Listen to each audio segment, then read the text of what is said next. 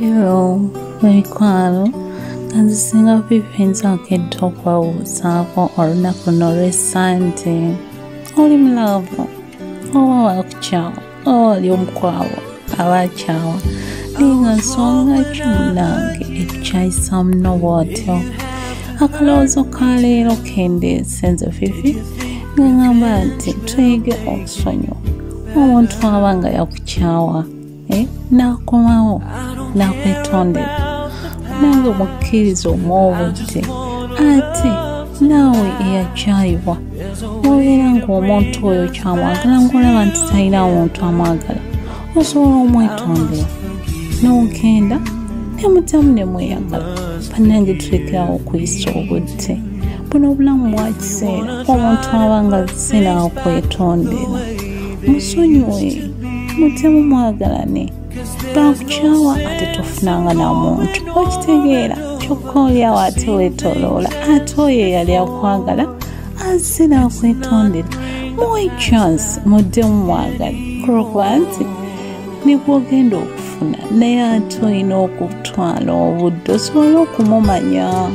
Kati lwaki owesitinga obudde okumanya omuntu omulala ng'ate ono wali omumanyi? Otegeera n'ensobi ze kitegeeza obeera osobola okuzeewala nesitaddamu kunyiiza. Sewentwe mbadde nteesa tituyige okwesonyiwagana tugende mu maaso n'omukwano. Buno obulamu bwa kiseera.